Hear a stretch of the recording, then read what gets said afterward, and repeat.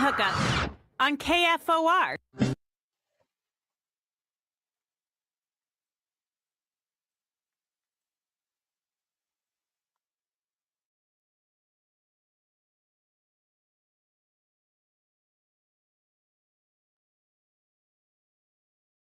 Good morning, Lincoln, Nebraska. Happy Thursday. Welcome to the Morning Hookup. Philip, Elijah Herbal back from his journey to Ann Arbor and back. He's back. Welcome back. Thank you, sir. A lot of car hours today. There are a lot. It was one of those journeys where up there you're super jacked. There, all this stuff away. And then you get about a halfway back and you're reflecting on stuff, or you've got podcasts going. And you start. I remember driving that, coming back, and it was football. By the way, again, it was a loss, and reliving it and redoing all the emotions. The thing is I didn't walk away on Tuesday night just feeling dejected. No, that was different because like I said yesterday, we went to every emotion: pissed, sad, proud. Couldn't wait. I even posted, cannot wait to get back to Pinnacle Bank Arena on Sunday. Well, despite even felt like a little bit of validation for everything we've been saying with this Husker basketball team. Oh, hey, take two of their best players off the floor. Yeah, they're still hanging tough. And now you get a chance against Illinois. But essentially, just believe it or not, it was actually the last 3 or 4 hours of the trip yesterday that went the fastest. Well, you're on the downhill. You're coming downhill. Exactly. Like you're... And you've settled into what the long car ride is. You've accepted your slight boredom. Yeah. I always tell my kids that when we are coming from north to south, guys, we're almost there. We're going downhill. It's quicker. Mm-hmm. They think it's stupid, but I still say it every time. Good trip out to Ann Arbor. I'm glad to be back. I wish there wasn't snow this morning, but hey. Yeah, it's a little icky out there. Be careful if you're driving out there. It's not terrible. It's just enough to be annoying. Yeah. It's a little slippery. That's it. Coming on the corners, things like that. Be patient with people.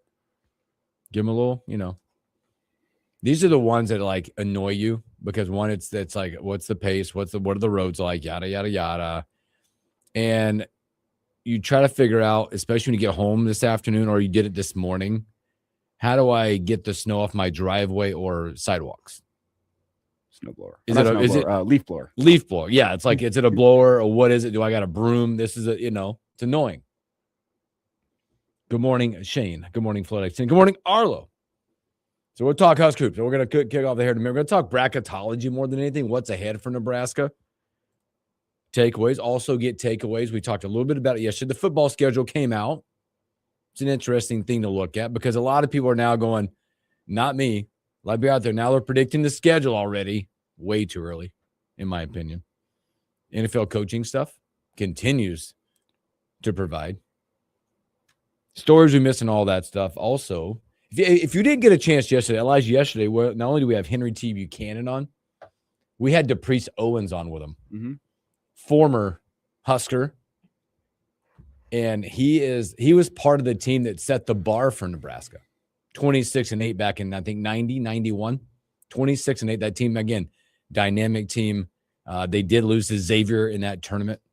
But he was a part of 2 tournament teams, so it was great to talk with him. And if you missed any of that, it's up on YouTube. You guys go check it out. It was a really good conversation. And a lot of that times it's going back, it's reflecting. He made a statement yesterday that was interesting. It said, we don't want to be forgotten. I think that's a lot with alumni. You think you're forgotten over times because coaches come and go or where there be players or you're not, whatever the case is. But I know that one guy that we've had on for 5+ years now, Henry T. Buchanan, will not let those teams be forgotten. I did hear from T that coming up, not this weekend, but the following weekend is Legends Weekend. Yeah, against Purdue. Yeah, it's the most, I thought it's Northwestern. I think it's Northwestern. It's on a weekend. I think it's a Northwestern weekend. It's like homecoming, man. You put the team you're going to beat on that weekend. Or you should be. Well, was T also coming in for Purdue? Is that what it was? Yeah, he's coming for Purdue. But it's the most, I believe T said it'll be the most highly attended Legends weekend in the history since they've been doing it. No confirmation of Ty Lue's coming in yet, though, because they're going to be honoring that team and all that coming up. So, but it'd be the most attended one. And they probably had to get standing room only because every game is sold out the rest of the year. We talked about this yesterday too, Elijah. The fact that if you want to get tickets for Sunday, if you want to go by yourself, a solo ticket upstairs, $112. Once you start putting 2 tickets or 3 or tickets together, you're in the 130s, 140s to go upstairs and sit, to be a part of this Sunday. So the price has gone up. Everybody wants to get a piece and watch this team. And yesterday's price is not today's price. No. It's just one of those things. I think the biggest thing that what you just said was, one, it's your relevance. The eyes, I know it was on Peacock, but there were a lot of eyes on that basketball game. And I think you had respect, a little bit, like a quiet respect. Now you got outward, talkative, national respect. Nebraska's not a joke this year, is what you got. You hear Seth Davis talking about it on Twitter. Seth Greenberg started talking about it. The odds of the Final Four completely changed. Yep. You also respect, I know I saw this morning, you dropped, as of last night's games got done, you're 6th in the 6 in the net. You went to 11 in the KenPom. There's respect on your name right now. Well, look at the rest of your schedule. There's a very real possibility you could finish the regular season with 1 loss. It's real. Now, you got to take care of business. Well, the 2 out of the next 3 are real. Play with your hair on fire against Illinois, but you get them at home. That's the best thing. You get the 2 of the next 3 of those top opponents, you get at home. And historically, this team, no matter who they are, they played really well against both those teams. Purdue at home, especially. Yeah. I'm curious to see what adjustments Illinois has. I think I said this to you whenever I was talking on the whenever you called me yesterday morning. I'm really curious to see what adjustments Illinois comes with, but also curious to see what type of emotion Nebraska plays with in this one. The perfect season has gone away. You had a lot of things stacked against you in Ann Arbor. How can you come back and respond in a game on Sunday against a top 10 team, one of the best teams in the country? Yeah. And a team that you've already beat, that, hey, they're going to be motivated to get that one back. And respectfully enough, they may be playing the best basketball in the country. They've won 9 straight games now. They play tonight. They have Washington at home tonight, but they've won 9 straight games. Going back to, guess who started that streak for them? Nebraska. Their last loss was Nebraska. It'd be a fun way to bookend it. They've gone through, again, I'm not saying that they haven't done it, but it hasn't been the gauntlet of a schedule for Illinois the last 9 games. Okay? So I'm not dogging them. They've not been really tested since then. They beat Penn State, Rutgers. They got Iowa at Iowa, which is a good win, I believe, on the road. Northwestern, Minnesota, Maryland, and their biggest one was at Purdue. When you look at their last 9. And that also throws in there Missouri and Southern University, their 9. Well, also, they've had some get-right games. Dare I say, after Nebraska plays Purdue, look at their closing stretch. Northwestern, at Iowa, home against Penn State, home against Maryland, the West Coast roadie to USC and UCLA, which is a little bit dangerous. Which I think that's the tough little stretch, and then right there. Back home against Iowa. Yeah. If Nebraska can get home wins against Illinois and Purdue, 2 tall tasks. Don't get me wrong, but if Nebraska can do that, it's a very real possibility at the end of the season with 1 regular season loss to Michigan and a chance to get them back in the Big Ten tournament. You look at that closing stretch. Am I wrong in saying that the toughest game in that closing stretch? I know we're talking about the USC and UCLA, but maybe at Iowa, one of those tough games. It's contrasting styles, where a team like Iowa is going to put you in the half court, make you work in the half court. We saw Nebraska struggle for a half against Minnesota with that. Yes. So you're looking at that one. But big takeaway, obviously coming up is we've talked about this. When that first loss came, what the response was going to be. You've talked about that. What's the response? And then strength and health. We all know, we've all been through whatever flu, call it the flu, what that's like to be drained for a few days. And to get the momentum back, to build yourself back up with strength and stamina. Now, they have good resources for Rink. Okay, so that's different than you and I getting it.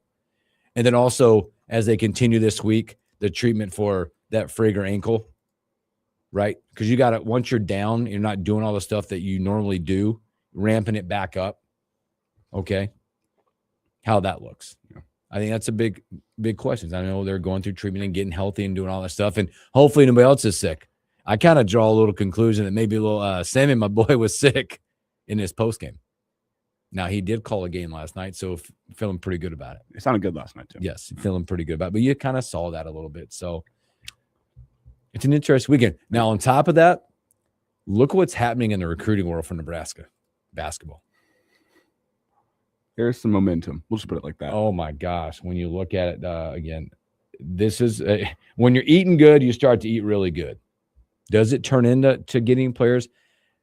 That's not the – yes is not the answer, but does it get dudes on campus? Yeah. You're hosting some pretty big ones coming up. You got a 5-star coming up. I think, number 7 in that class? Yeah. He'll come to town in an unofficial visit. Also, word coming out this morning that you have a 4-star. I'm going to mess his name up, and I'm not going to try it. 6'8", small 4 from Brazil, one of the top international prospects in the 26 class. Will be in attendance on Sunday. I believe you have a you have, correct me if I'm wrong here, Ahmad Hudson. Ahmad Hudson, yes. He is in. Not only is he a football player, he's a top 25 player in the country in basketball. Any G Leaguers going to be there? Any G Leaguers? You also have a you also Can do get Josiah Alec? Yeah, Can really? you get him back? Draft him back for another year? Unofficial also. Maybe Casey? Yeah, Casey. Who else? Gary, what are you doing out there? I mean, come back. You also will be hosting 27 Omaha West Side for London Dada. He'll be in town unofficially. Got a chance to see him a couple weeks ago. He's young, and Justice can probably speak on his game a little better than I can. Raw, but you see all the traits. He's a super athlete. A bit of a streaky shooter I've seen so far, but you see the size with him. He's going to be really, really good. And he's one of the better players on that team as a young guy. He's really fun to see. I got to see them whenever they came down to town and got a win against Lincoln Southwest, which not many teams can say. No. So you got a nice group. You're getting that point where also like these sports start to shake hands when they all become, well, hopefully they all become good. As basketball fills up, great opportunity for Nebraska football to get some kids in, which I believe there's a few 2 or 3 kids coming in this weekend to sit and be able to enjoy a Pinnacle Bank environment. I think it's that major weekend for a kid like Ahmad Hudson to look at. Well, after seeing what a Michigan basketball game was, what Nebraska has down in the Haymarket, that jewel, pretty turned up. It's not. It's the environment before the game. It's the environment after the game. It's the environment during the game. It's the location. It's everything about that. You have for a successful basketball team, a great recruiting tool in Pinnacle Bank Arena. You got a great training facility over with the Bob Devaney Sports Center, but Hendricks, all that is amazing. Michigan, they had a pretty cool training facility connected to the Chrysler Center. You got to see, looking through the windows a little bit, see what they had rocking with. The Chrysler Center did not hold a candle to what Pinnacle Bank Arena is. No, it's a special place. And again, it's become more and more special. But I would tell you this. I think the biggest thing about this year versus obviously you're getting more sellouts. You're getting recruits in. What I have noticed, again, been there since day one. We're all people are starting to buy, and that's fine. Go pay your money. Go see this team. I think they deserve it. Full arenas until the end. It has become truly a 6-man for that team. It has become that intense. As you can see, when they have, and again, if they have empty possessions and multiple of them, that crowd gets back on it. Defensive stands, the crowd's back on it. I mean, it is special. And you start looking up now, if you haven't before, whether it's you're not in your seats or they're up to my left in that standing room only open end, it's an environment, man. Something that's special. I don't know if that's just people that are like, I can't sit in my seat and I need to be close to the bar crowd, but they're up there. And they're like 2, 3, 4 deep up there. Let me tell you, that wasn't what I saw at the University of Michigan. No disrespect, because they got to win, and the fans showed up for the last 5 or so minutes of that game. But it was about 50% full at tip.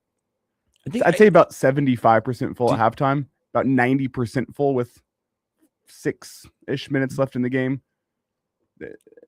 It was not what I expected when I expected to walk into a top 5 environment on the road. These are Nebraska fans that don't take this for granted, is what it is. You get other universities out there, maybe like a Michigan or what, pick them, that take that stuff for granted, that we're going to be this team every year. Right? We'll get there. I just can't imagine. We'll beat Nebraska. I just can't imagine buying a ticket and walking in for one half of basketball. It happens everywhere. Well, and there's a reason why Nebraska, I think, faded down the stretch of that game. The legs got tired, and that's whenever the fans actually got loud. They were not loud at any point up until they were probably going final 5 minutes. Just wait. We'll get there. We'll overcome this. I felt like in the first half, Nebraska, they played out of their minds. They got 50 points, but look, we're only 2 behind. We'll be fine. That is what it felt like. It did, right? It's just Nebraska. We'll show up when it's time. We'll blow them out. And you look up on the clock with 5 minutes left. No. Oh, dang. We better play our part. Yeah. That's what the game felt like. That's what the environment felt like. So big weekend for Nebraska. We'll talk more about it as we get through the week. Tomorrow we'll have it all, but like Illinois coming to town, big chance for Nebraska to get back on the saddle. What that turnover looks like, what that transition looks like is going back to 1-0. 1-0. That's it. Right now you're 0-1 because you got through that. You turn the page, you're going to go to 1-0. So let's take our first break. There's more basketball because I want to talk bracketology too. We have to. It's just the fun part. They have updated bracketology on ESPN and CBS. I feel like we can start booking hotel rooms for Oklahoma City. Mm-hmm. Let's talk about that and the football schedule when we return.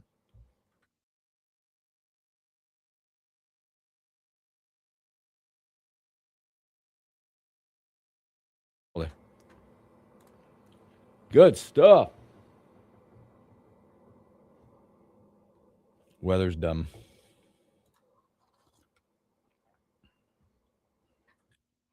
Weather is dumb. Weather was super dumb out in Ann Arbor. We were getting stuff like this every single day. The annoying half-ish inch to inch of accumulation. Dumb. We were getting that every single day. And then Sunday we got 5 inches throughout the day. And it was freaking cold, man.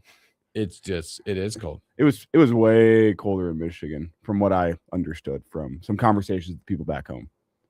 Yeah, it wasn't when you were going, it wasn't terrible here. It was just, again, it's annoying. Yeah, like, we didn't get above, I don't think we got above 10 degrees in Michigan until yesterday. Yikes. No, it's annoying, but it's good. So on the weekend in our neighborhood, it did that little, like, I don't know, half inch, whatever, dump, less than an inch, right? So in our neighborhood, there's people that have the snowblowing services, right? They come and do it for you, but they don't come out if it's not at least an inch or more. So we sent my 11-year-old was so energetic. He called a buddy. They came over. They spent like 8 hours. They made like $70, $80 a piece just hitting driveways because nobody comes out to help, to do it. I'm like, go take your shovel. Go, bro. So it's good for those people.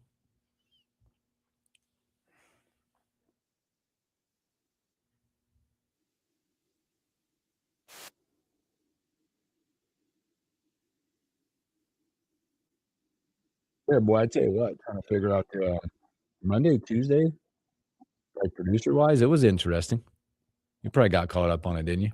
I did not. Oh, my goodness. Yeah, no, I have since heard the drama. Oh, my goodness. I was going to the archives. I almost had a throwback. What do you mean? You almost had to produce? No, not that. I mean, before all you guys. Oh, I see. The old double W got a call. It didn't happen? No, he had a meeting. He was in, but he had a 10:30 meeting. Because why we a little under the weather. I heard that. Justice had class. So we thought we'd have Justice like the back in the first hour and the second hour. But then Justice texted me that morning on Monday and said, I'll be in for both. I can't get my car unthaughed quick enough to get to class. Legend. Then YZ felt better. He's here on Tuesday. Legend. Yeah. All right. We are coming back. Let's go.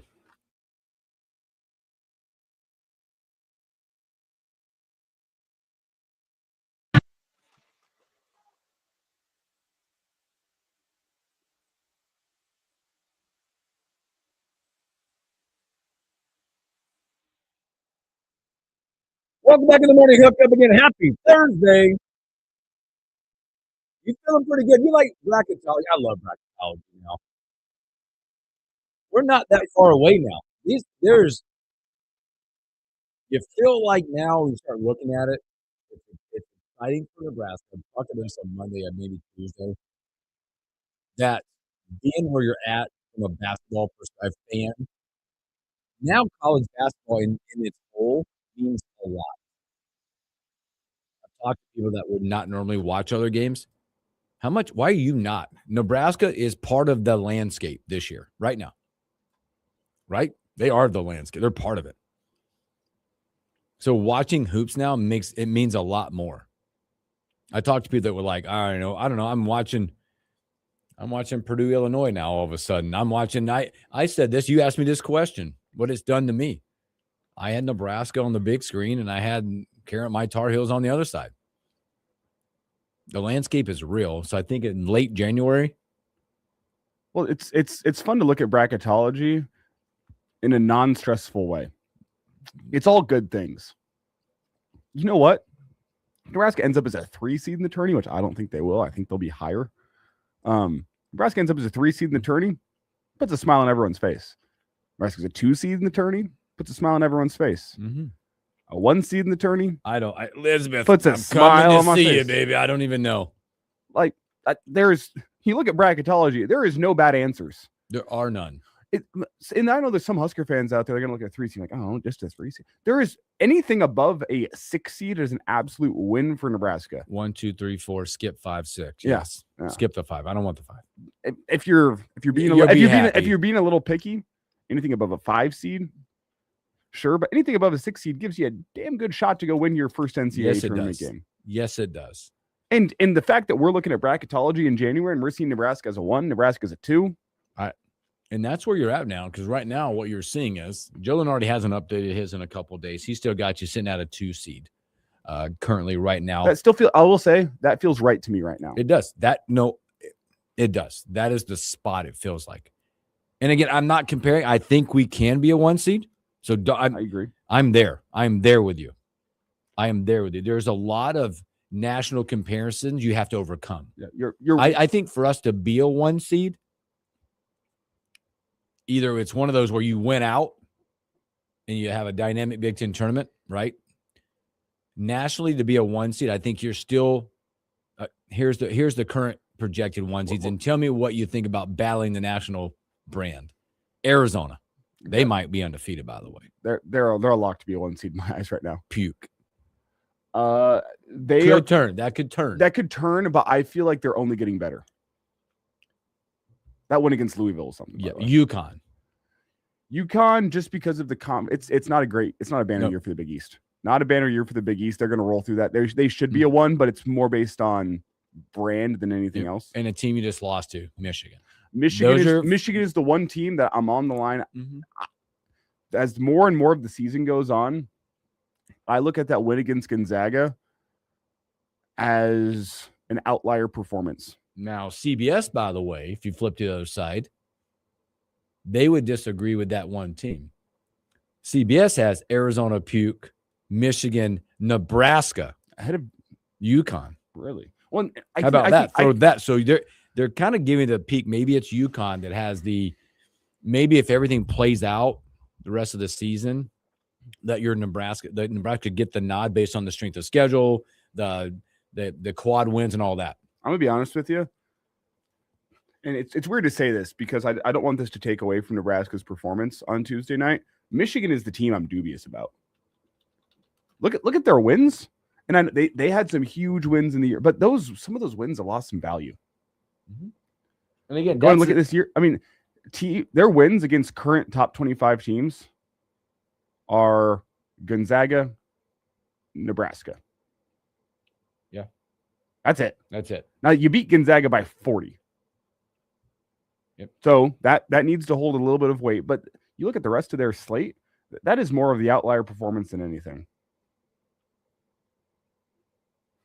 Well, and also in bracketology, which is kind of fun to start doing from the Nebraska perspective. I think we also, if Michigan gets a win against Michigan State, in a rivalry game, they solidify. But they got a long way to go still. Am I looking ahead, seeing that they got Puke later in the season? They do. Am I crazy? What are they doing that for?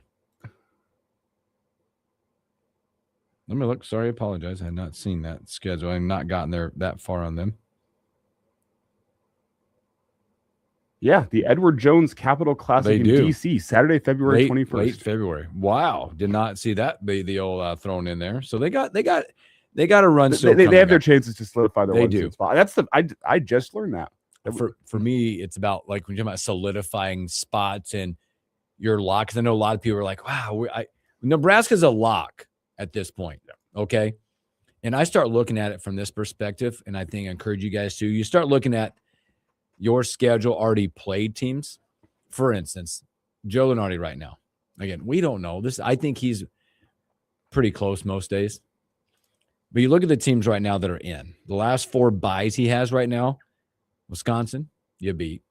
Ohio State, you beat. You got to play UCLA still. So he's got 3 teams that are in that you're going to play. Last 4 in teams, the team you got to go play, USC. They'd be in. New Mexico. Last 4 byes right now. Last 4 in. Look at that. That's a tournament team that you beat. Okay. The first 4 out teams that still have a chance to play the way in. You have an Indiana team sitting there. What do they do the rest of the way out? Can they play the way in? That'd be another tournament team on your belt. Right. So you look at the teams that you've beat and how they do continues to raise that level of your bid. So you're encouraged, by the way. The other one that he has next 4 out team, I'm smiling, but I am. It's giggly inside. Next 4 out, he has Creighton on the next 4 out line. So you start looking at the resume and how that resume is built. That's where I think that late January, early February stuff starts to really make sense in that. And then the number of teams are already projecting in that you've played. So Nebraska being in right now is in. Now you got to keep playing your way through this. Again, 10 games left? Is that right? 10 games? 10. I think it's 10. 10. 10. 10. But you can continue to do that and watch other teams get you that point. And it also shows you national relevance, what that game did for you. Because I will be real interested. I feel good this team beats Illinois at home on Sunday. The response. I feel good about this team responding. That pulse, I said yesterday, I thought what happened to that team, and I think you continue to learn about yourself throughout whatever day, time, minutes, games. Woke up the next morning going, we are who we are, and we belong. What do we do? Because I felt like they went 0-1. That's all they think about. We went 0-1, and that didn't sit well with them. As you heard him talk about no moral victories, there was a little chippiness in that press conference. You heard Price? A little chippy. Yeah. He threw it out there, right? After Sam talked about the foul, he's like, well, I call that a hook. I mean, there's a little chippy in this. This team's response, I don't think we're going to see that lull. It's not who they are, right? There's a lot of pride. There's a lot of sense of not urgency, but like, all right. Now, especially when they step in PVA. Mm-hmm. Now, a performance with pride, with response, where you're playing with your hair on fire against this Illinois team could still end in a loss. It could. It could. You're right. That's how good this Illinois team is. They're really good, and they're playing. They're really good, and they've regards to their schedule, they're playing great basketball right now. And they're playing great basketball. They got the bulletin board material because they already lost to you once at home this season. They want to return the favor here. They want to return the favor. What adjustments are they going to make from that first game? They've got the chance to see how specifically they play against you and what you wanted to pull out against them in game 1. What adjustments does Fred Hoiberg have as well? Yeah, when they're probably feeling like we got away with the one, especially in the first half. That's when Price went off for 26. Mm-hmm. And it took a buzzer beating 3 from DeMarcus Yeah. Lawrence. I mean, there's going to be the chess match, which right now, looking at the scheme of what's going on, that's the biggest factor for me. I mean, looking at it from the way I look at it, the biggest difference in what we've done year after year with Fred and staff, I don't know if they've missed a second half adjustment yet. It's been incredible to watch because we're typically a slow starting team. No, they didn't do that the other night. It was a fast starting team. But the adjustments they continue to make in second halves, more on the defensive side, I don't know if there's been anybody better in the country doing it. I mean, look how many more steals they generated in the second half against Michigan. Now you also have to tip your cap to Michigan for their halftime adjustments. They did a much better job on Nebraska shooters, making things tough. Yes, both. I won't say Michigan made the better adjustments. They made the winning adjustments, but Nebraska made some spectacular adjustments on the defensive end to start generating some steals. It didn't end in a win. It didn't end in a win, but it was another night of incredible halftime adjustments. I mean, both teams on the defensive end. The fact that you put up 98 points combined in the first half and what the teams combined for in the second half, just over 50. Yeah, I mean, I was exhausted watching the game in the first half. I didn't know if I was going to make it. I sat there at halftime and said, what if Nebraska hangs a hundo on Michigan at their place? And then the second half comes out and it turns into a rock fight quickly. Were you sitting around Michigan fans? Oh, it's surrounded by them. Were they like, what is happening? There's a lot of questions of, oh, you said that, like, who's that guy? Yeah. Who's that? I mean, welcome. Where did he come from? Never heard of him before.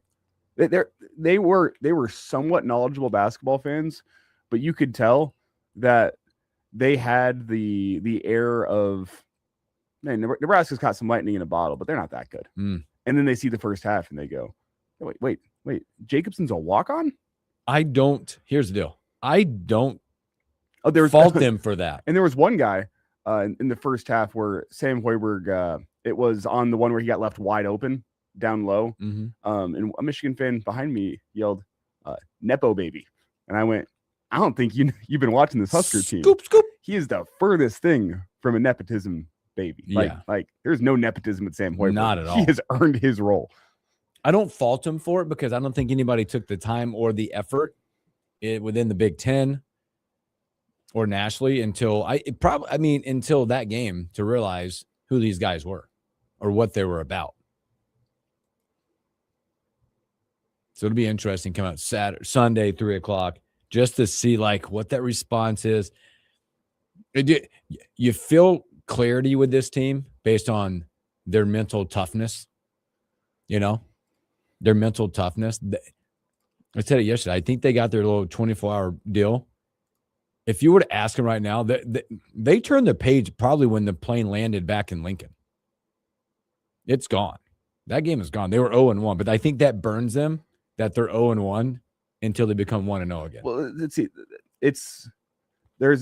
They turn the page, but they'll use it. They'll use it as fuel, I think, in the coming days. It's also huge. Nebraska gets a couple of days here. Four whole days of prep before Illinois comes to town for that to sit on you and motivate you. It's one of those ones where you're coming to practice every single day, motivated, but you're also looking like, man, Sunday can get here quick enough. They want to get back out. You want to get that bad taste out of your mouth, but the bad taste is going to sit there and it's going to fuel you. Until Sunday afternoon. Joe P., what's up, my guy? He said, not in Pinnacle. They don't come here and beat us in Pinnacle. He said, the way the regions are set, we'll be lucky to get St. Louis. I think it's Oklahoma City. You're feeling pretty good about that, don't you? Somewhat. I've had that question. I've had the thought, is it time for me to book rooms? Don't get tickets yet. I'm not selling tickets. It's probably okay to start thinking about, Husker fans, if you're going, rooms in OKC or St. Louis. Unless the wheels fall off and you're, again, knock on wood. Unless they get the wheels fall off and you end up going to, I don't know. I have said a couple times this season, if the wheels fall off, then it would probably be some injuries of some sort that would cause the wheels to fall off. And then I watched Tuesday night and I went, you're down 2 of your top 3 scorers. And the wheels didn't fall off. No. Because it goes, if there was any game for the wheels to fall off, it was that one. Yeah, just say it goes back to one thing, two things. The makeup of that team is mentally tough. Number one. Two, anywhere defense goes, you have a chance. Anywhere the defense goes. Now, first half, not, but that second half adjustments to defense has a chance.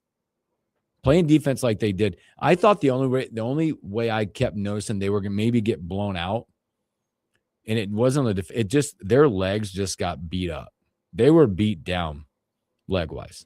You could see jumpers, they just weren't exploding off the floor enough, flat, and then they were giving the extra effort and it was coming off the back iron. It was just, I thought late in the game there were a few bunnies that just didn't,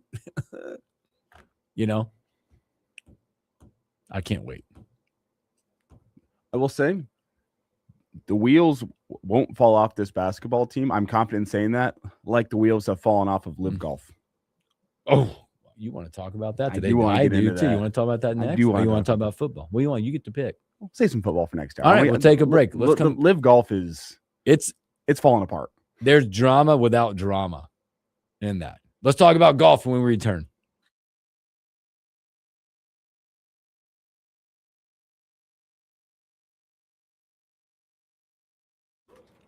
Good morning, Todd. Good morning, everybody. I love it that you want to talk about that because I brought it up a little bit the other day. It was in stories that we missed, but this is amazing. I think they all want out. Yeah. Yeah. Well, the rumor is that Live Golf lost $500 million last year. Hello. I think they all want out, but they can't get out.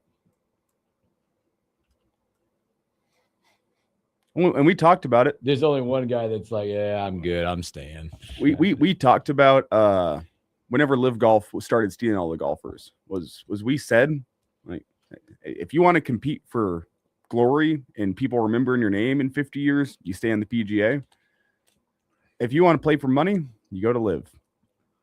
And all of these guys showed their true colors, and I don't necessarily blame them. Hey, their kids, their grandkids are going to be set for life.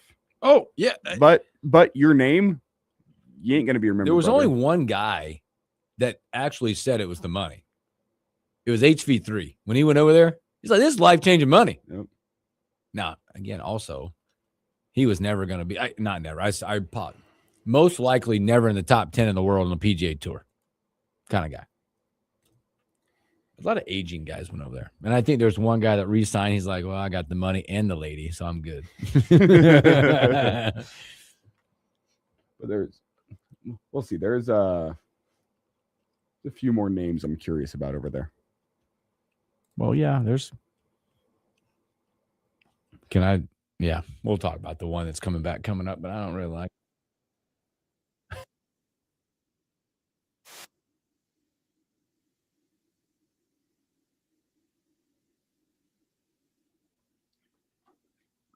Knock, knock.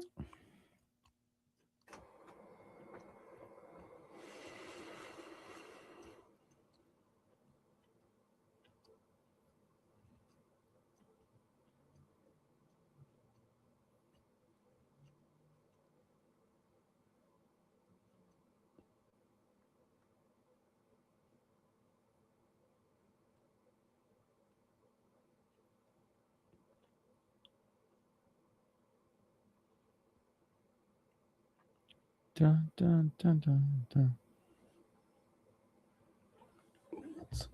I think it stopped on the snow side, didn't it?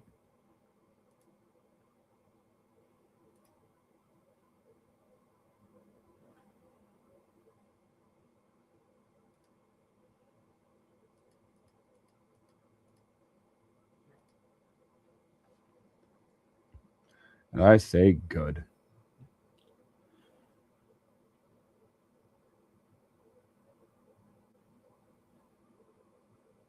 Let's check here. Looks like we might be getting some coming back here. Another ban on the other side. Yeah, but I mean, no significant accumulation. Just a bunch of annoyance.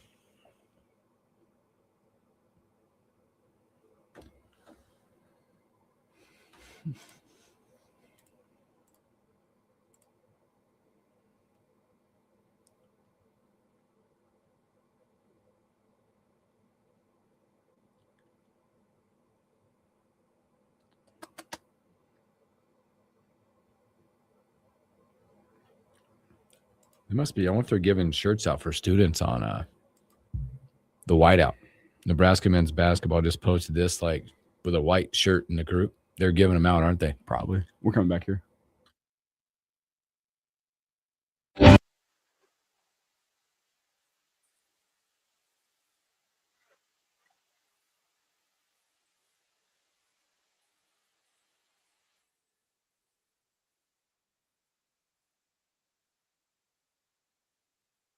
Good morning, Hookup. Thanks for hanging out with us.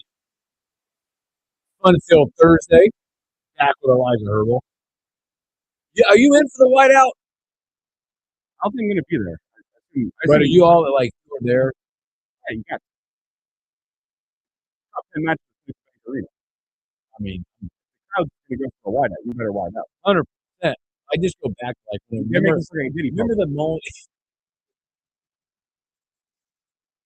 All white. Oh my goodness.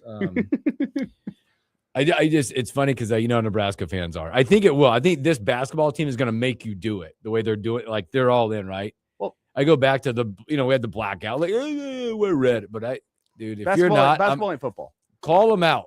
I know folks have this. It's the Sea of Red Memorial Stadium. You can't wear anything but red. There is, and I was impressed with the blackout against USC. Yeah. You don't have that with basketball. There's no history of the Sea of Red at Pinnacle Bank Arena. I know folks want to wear their red, but it feels there's less tradition to wearing your red all the time. So it's synergy on Sunday. There'll be a synergy lot of Sunday because they're going to be in white. You be in white.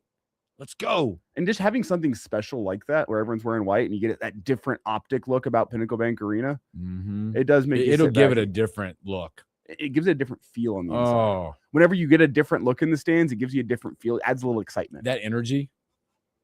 I got goosebumps just thinking about that coming down on Sunday. But also don't dog people that aren't okay. Don't do that. I think that the University of Nebraska should make it easy. First off, students should be getting T-shirts on every single seat back. I think they are. Apparently, like, I don't know, Nebraska basketball, their Twitter X page, where I'll put out this. All it says is, see you Sunday at the Iron Inn. And it's that shirt. They got to be doing a giveaway.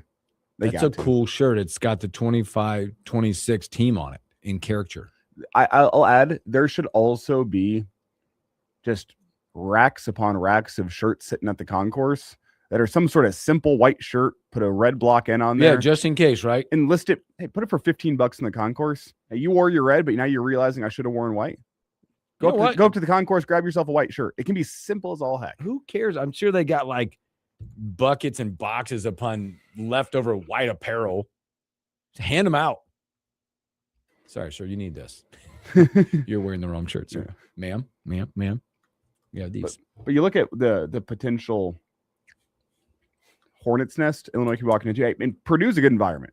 This will be Illinois wouldn't have handled that. What was that? It was just on Saturday. Yep. They wouldn't handle that on Saturday, but that team ain't played many environments like they're going to be walking into. I'm walking in this thing when we're going to talk some tournament. I'm walking into this thing thinking I'm going to rank this in my top 3 environment on Sunday.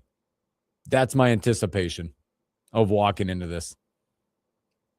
That level is where I think it's going to be. Boy, anticipation, which I think a lot of people maybe thought this was going to happen, but when it is happening now, it's so soon. Ooh, one contract, guys, huh?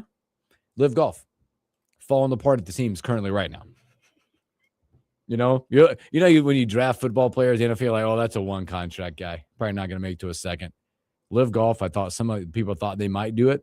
No, after what you said, they reported possibly sources saying maybe $500 million in losses last year. Brooks Koepka returns this week, by the way. He is at the Farmers this week, so he'll be back. And now you're getting no, it's true. Word's out there. Patrick Reed returning in 27. He was not on a contract with Liv.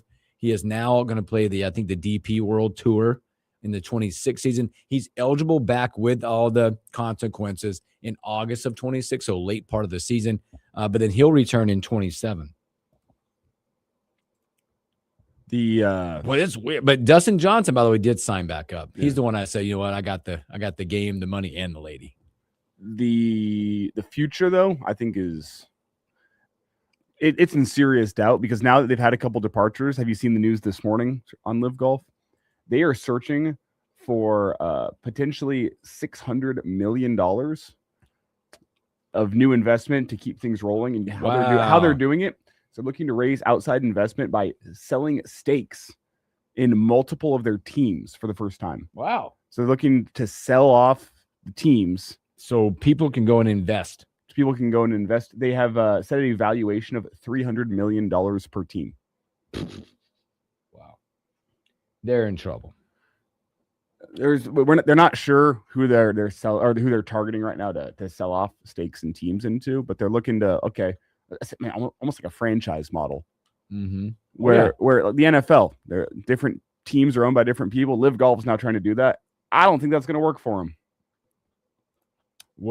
I think the play on this is shout out, hats off, PGA Tour standing strong in what they've done. Also, shouting out the players that have stood strong, that I'm sure a lot of them have been pulled, but standing strong with the PGA Tour, living that dream of being the best tour out there, competing against the best is what has happened. Brooks returning, there was a lot of stuff. His take was a very interesting take about doing it and about family and all that. I think it's awesome to have him back. And you look at the guys that have returned versus the guys they've added. They've added, in my opinion, the Live Tour, and they've added like 10 guys. 0 star power. Mm-hmm. 0. The biggest story they've added was the kid, the college kid. And that was it, based on the fact that he's from Ole Miss, foregoing his senior year. And giving up his master's invite. Mm-hmm. That's like the biggest story out there, I think, for Liv. Liv's doomed. At some point, I'm not sure if it's this year, but losing star power back over to the PGA, yep. Guys are willing to take pay cuts to go back and compete for glory.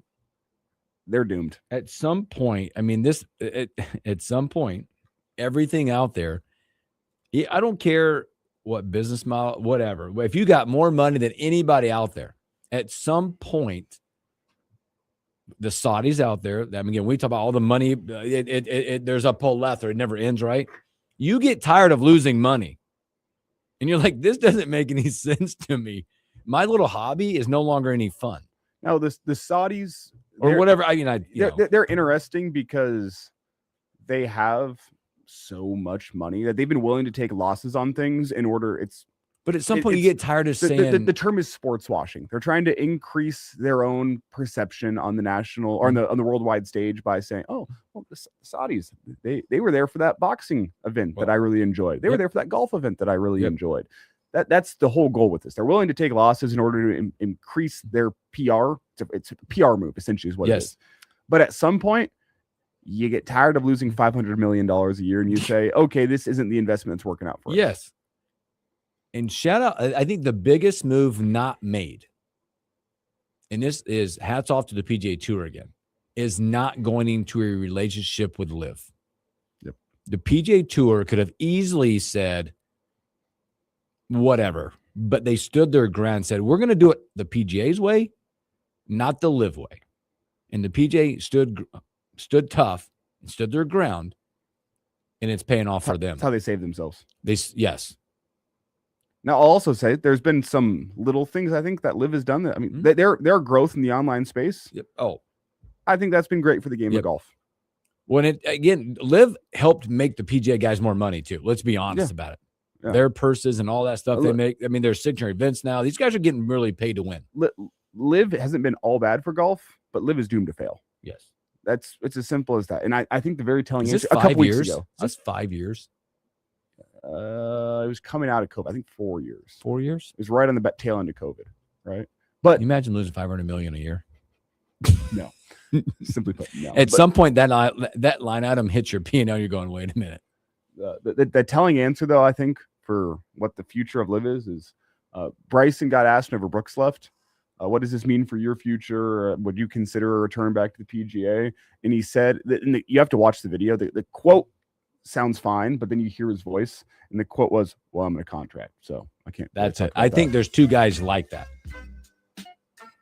Two guys, Bryson DeChambeau, but now he's different because I think his online space has really grew, and his fanship and his personality has grown. John Rahm ain't happy. I think he's missed out. So good stuff. Thanks for hanging out with us in this fast-moving first hour. Lots coming up. Stories we missed. We're going to jump into a little coaching in the NFL, the football schedule, a whole lot more, a whole lot of you. Sit back, relax. We'll be right back.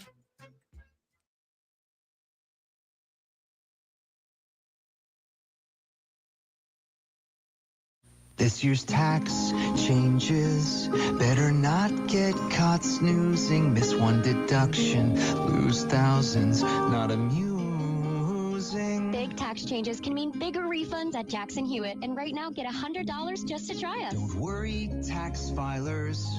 If money is tight, get $100 from Jackson Hewitt, so you'll sleep better at night. Limited time offer for new clients. Participating locations only. Details at jacksonhewitt.com. Let's go! You're still grooving, still connecting, still loving, still turning up, still thriving. You still got it, but your immune system, it weakens as you age. That's where vaccines come in. They help train and strengthen your immune response to fight off respiratory illnesses like flu, pneumococcal pneumonia, RSV, or COVID-19. Ask your doctor or pharmacist which vaccines you need. Book in minutes at vaxassist.com. Sponsored by Pfizer.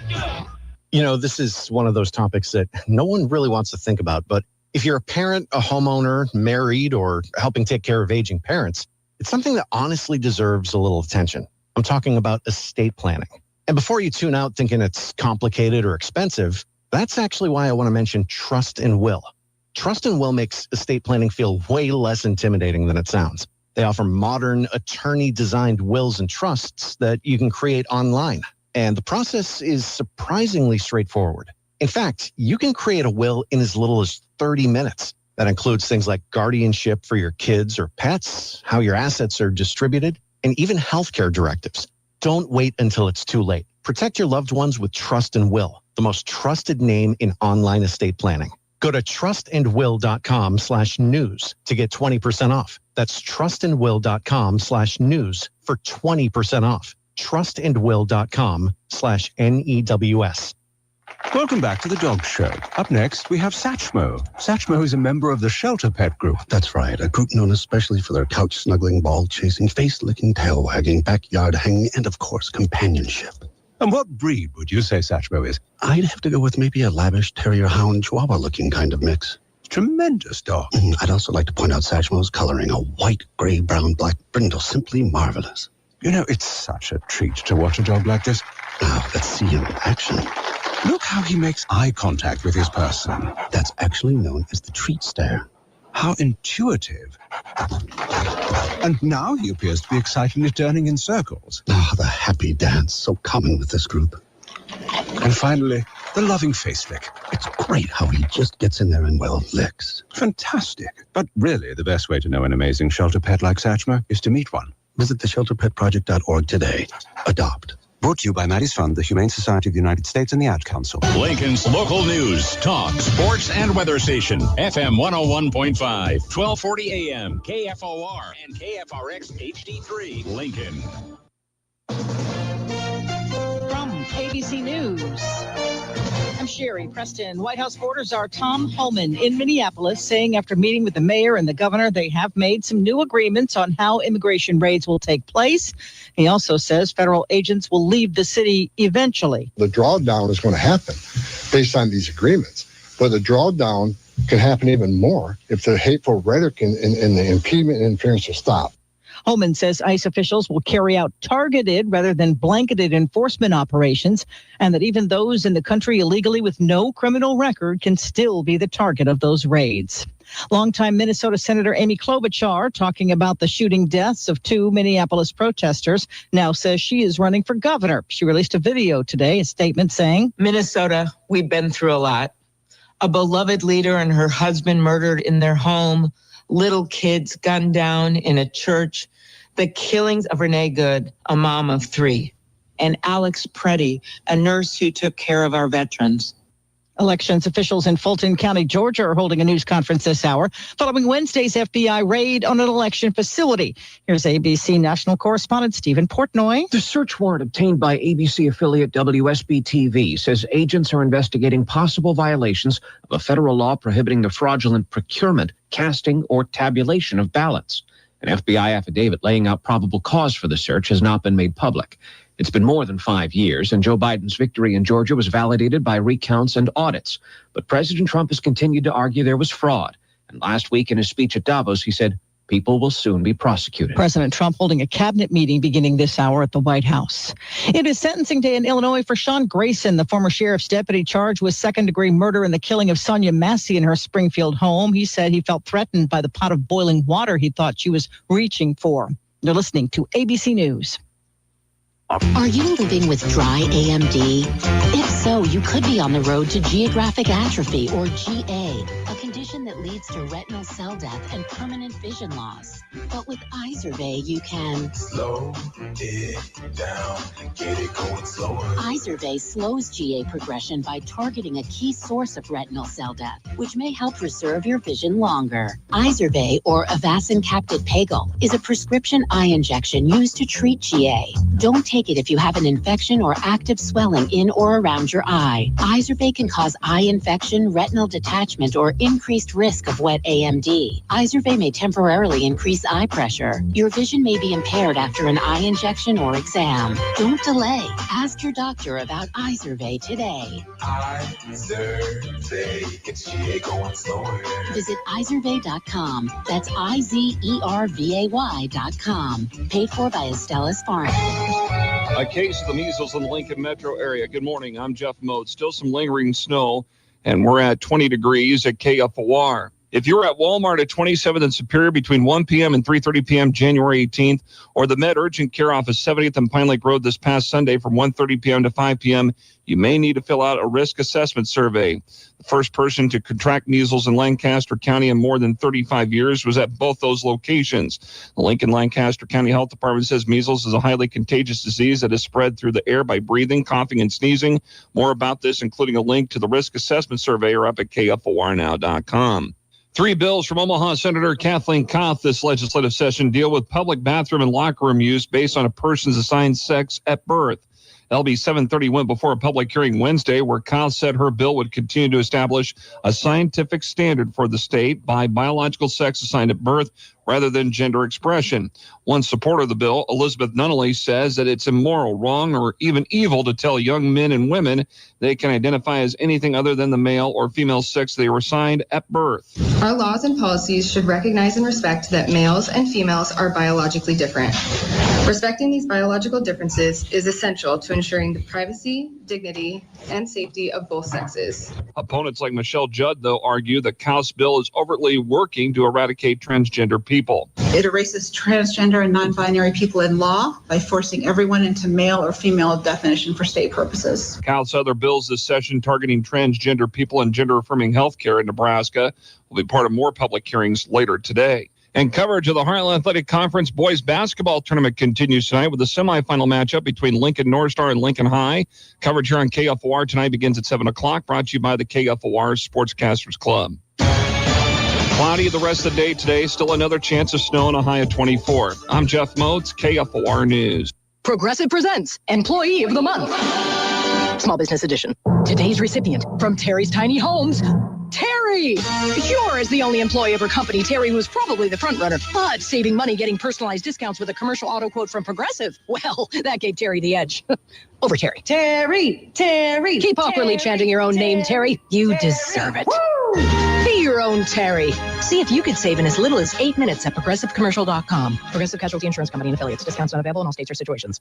This message comes from Viking, committed to exploring the comfort journey on an elegant Viking longship with thoughtful service, destination-focused dining, and cultural enrichment on board and on shore. With small ships that bring travelers closer to the destination, there's more time to explore, and every Viking voyage is all-inclusive. This is the Morning Hookup on KFOR.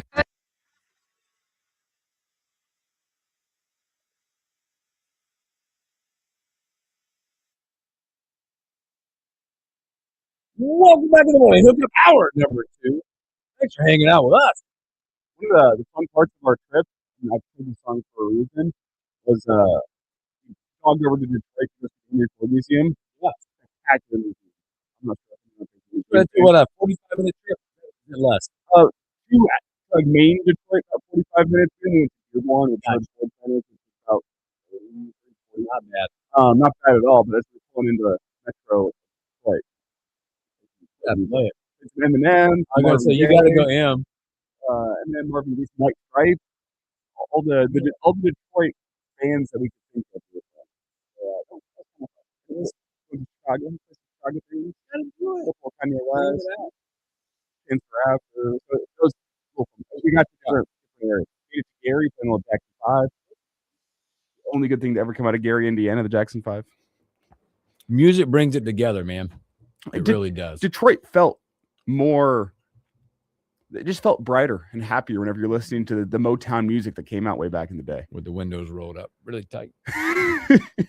Kidding. Sorry. No, Dearborn was like as close into Detroit as we got. And I enjoyed it. That Henry Ford Museum, by the way. Really good.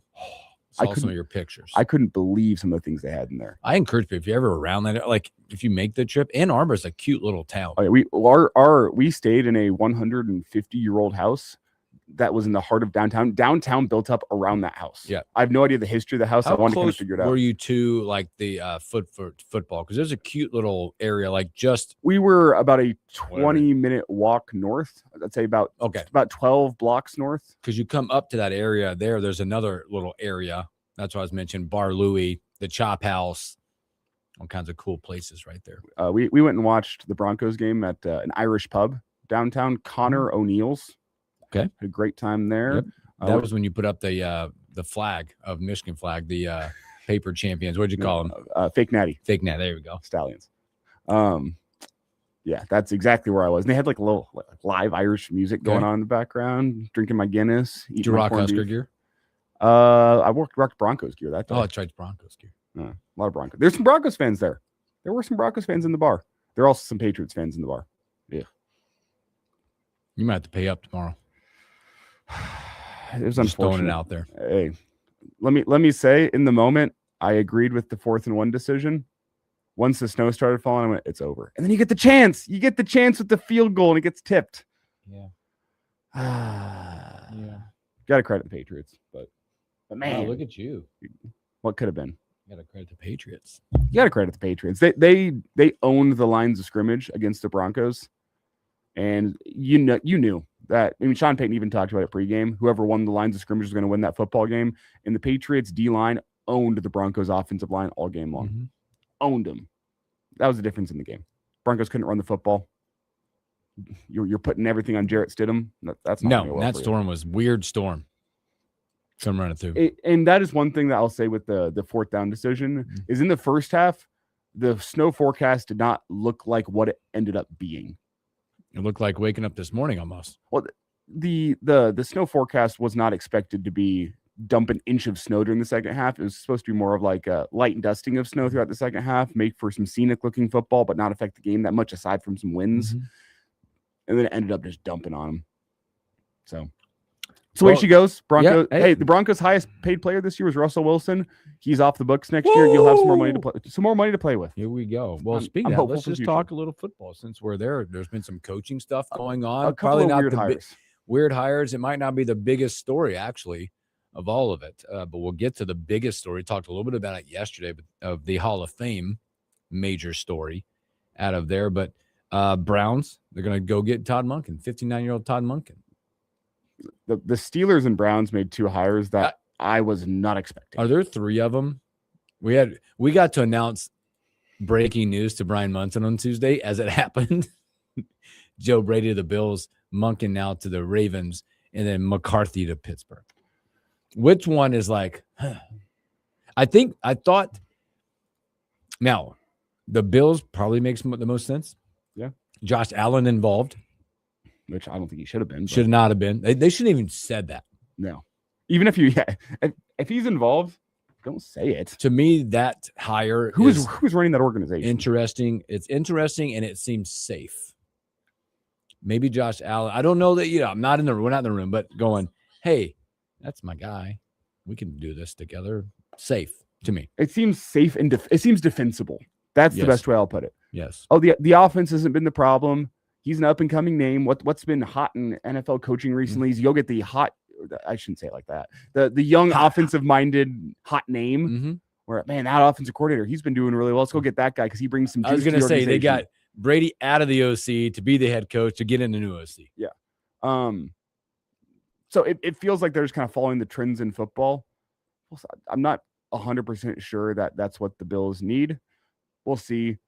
I think if any team needed a young offensive minded coach to bring some juice, it was the Steelers. I thought the Bills could have used an experienced, like almost a retread type head coach, a guy that's had playoff experience, a guy that's had success in the playoffs. Tomlin. I know it sounds like Tomlin really didn't want to come out and coach this year. I don't think so. That would have been the perfect name for them. But a guy like that, even I don't think McCarthy would have been a bad hire for the Bills. No, he's had success in the playoffs. You could have had a really nice OC sitting or whatever in that case. But I don't think they wanted to lose Brady. But then the Steelers go and get McCarthy, which that is suspect. And then the Cleveland Browns trying to get Monken. Do you feel like the Steelers? All right, so the Steelers, again, the Steelers need a lot more parts, right? I feel like the Steelers, they went and got a Pittsburgh guy, right? Knows the lay of the land, knows the history, all that. But also looking at the quarterback situation and the quarterback draft, you might be like, all right, maybe this is the guy. We want this guy. Can he convince Aaron Rodgers to stay on for another year till the next class? I don't know if that's the answer or if that's, I'm just seeing it going, where does Pittsburgh go? You're going to have Mike McCarthy as your head coach. What does the quarterback situation look like in Pittsburgh if Aaron Rodgers does decide to retire? It's a big question in Pittsburgh because we all know documented it's not that side pretty much. Their defensive side of the ball stunk for a long part of that season. So that's interesting. Monken seems safe as well. As you know, he's been there, done that, keeping the band together one more year at his age. And he's offensive minded. I'll give him that. I also thought the Ravens were going to go young and get a little juice. Because to set up a coach like Clint Kubiak felt like the perfect hire. Sometimes I think it could be business, could be whatever. You miss out on changing things up. Change is good. Churn and I call it churn, which is I'm not calling Monken a recycle, but keeping the same culture type guys in the environment doesn't help you change. It will validate some of the stuff that's been going on or continue to happen versus flipping it up. I think the better hires this cycle so far, I mean, that's discounting John Harbaugh. That's a fantastic hire. There have been the coordinating hires. Mike McDaniel is going to be really good under Jim Harbaugh and Sandy and with the Chargers. Agreed.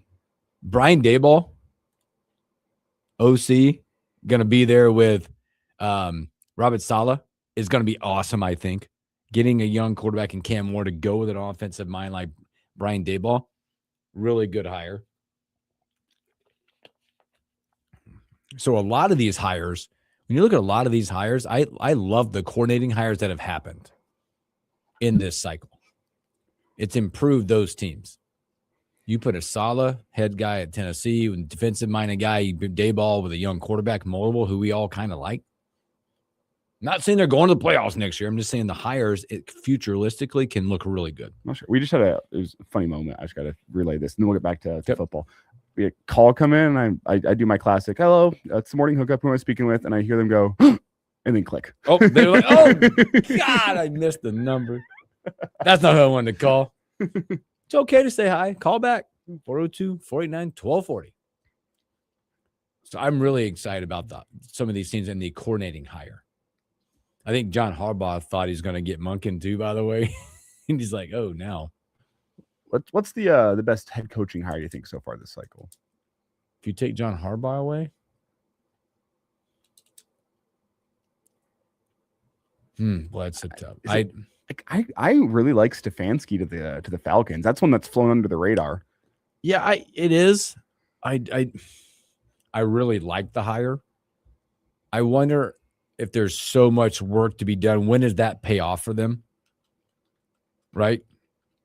You got quarterback stuff going on there. You got a lot of stuff going on in Atlanta. Now, I like it from the sense that I think Atlanta, that division is unique because you have aging stars in Tampa, right? Aging, hurt guys. Baker hurt. Evans, what happens there? See, they're calling back. Like, yeah, we meant to call. What happens in New Orleans? Do they find their quarterback? Don't know. Same thing. We had a similar thing happen again. Oh, they did again. Yeah, they're pranking us now. Yeah, that was one because that time I just heard it wasn't one gasp; it was just some breathing on the other end of the line, and then it clicked. Pranking. That was strange. But that division is unique based on that hire because, like I said, Tampa. What do you got going in Tampa with some aging guys? You got guys. You're old, not old, aging on offense, aging on defense. New Orleans, do they have a quarterback? I like Shuck. They're going to build around him. What Jesse Minter with the Ravens? Yeah, and then Carolina. Jesse Minter with the Ravens, I like. Mm-hmm. Minter, from being a fan of a team in the AFC West, that Chargers defense was nasty. And a lot of times folks are going to look at that Ravens offense. They should have gone with an offensive-minded head coach. Mm-hmm. The defense is where they needed a lot of help. Then you bring in a defensive-minded head coach now that can put his fingerprints on that offense, on the defense, turn the offense with Lamar Jackson and Derrick Henry over to someone that, hey, they're just the head coach of the offense. Just go run that operation. You got a ton of talent. I like that hire as well. Now you got those going. There's still more jobs out there, but it probably overshadows everything that happened yesterday in the NFL. Has it all with Bill Belichick. Not going to be a first ballot Hall of Famer.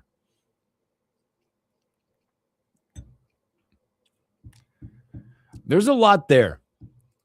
Now there's an investigation going into maybe miss you. I don't know. He got 40 of the 50. Because there's the sticking a lot point of guys. is there's different interpretations.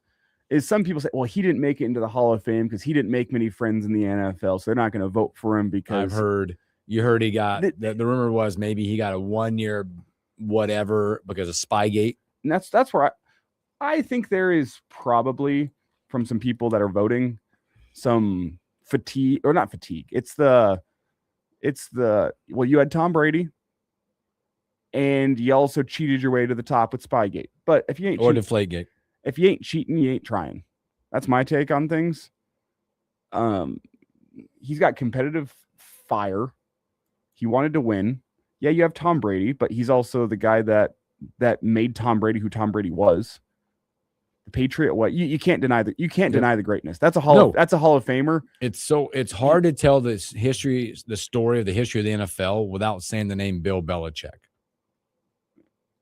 There's also now reports out there, sources that are saying Bill Polian went around telling people maybe he should wait a year.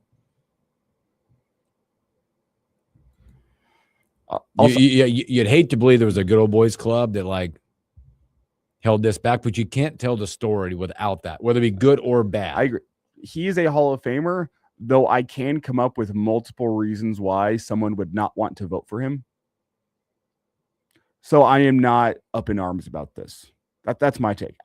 If he ends up not being in the Hall of Fame at some point in time, I would be up in arms.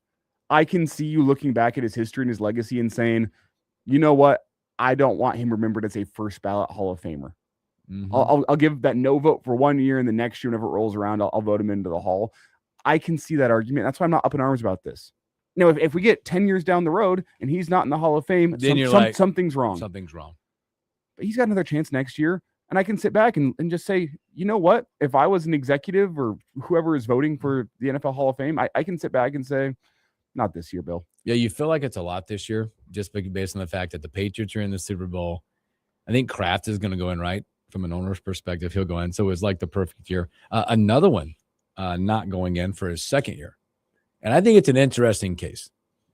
This is one of the hardest cases in all of football is Eli Manning.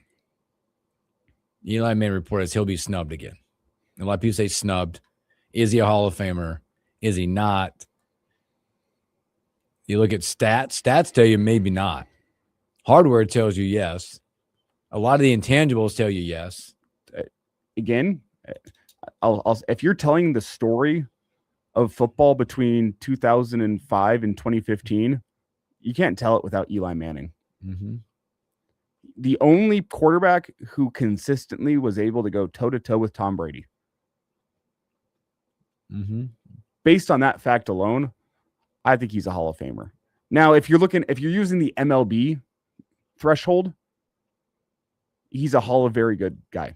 Yeah. But the NFL Hall of Fame is not the MLB Hall of Fame. The NFL Hall of Fame, it's a class of its own.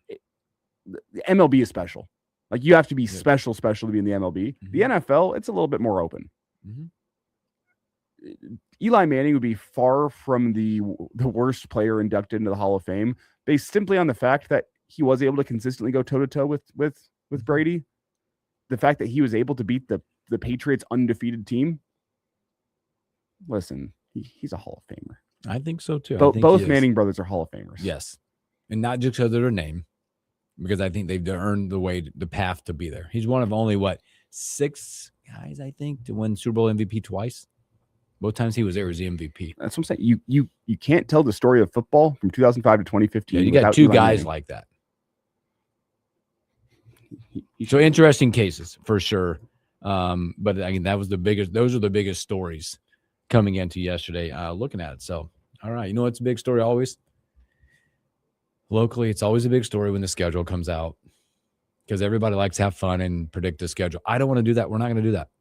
No. Too far away. But what I do want to look at is breaking it down, what it looks like for Nebraska.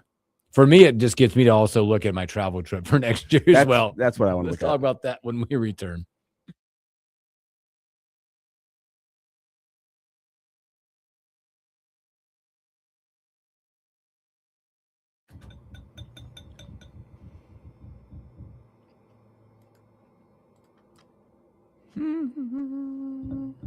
Here we go.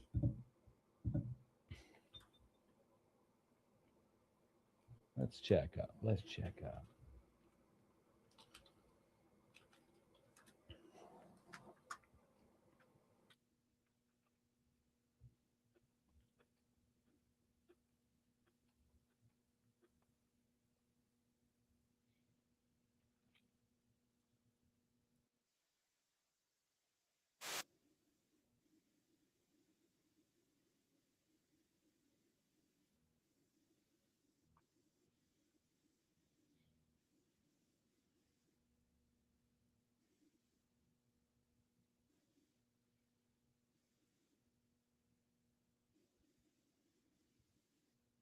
Oh, sweet. What? That's sweet. We should use that for storage that we missed. I'll save it. Okay, save it. Yeah. Yeah, that's cool.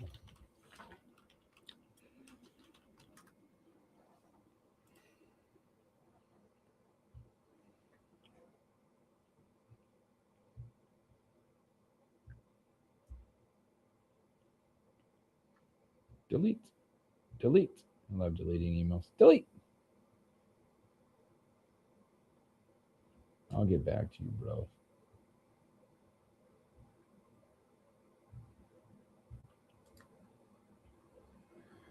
I got no answers.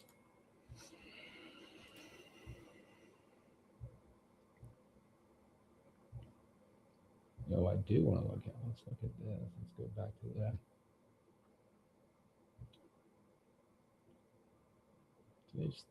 Oh, you're in a. Oh, sweet. I didn't bring that up.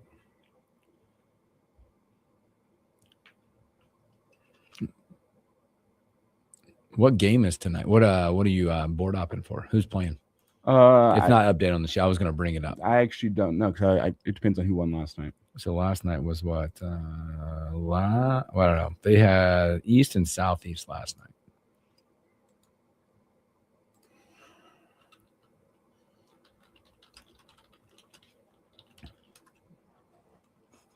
That's weird. Moats is going to call the game Friday night. I wonder why he's doing that. Norris. I don't know. I'll figure that out after the show. Okay. Because we're on the other semifinal. We're coming back here. All right.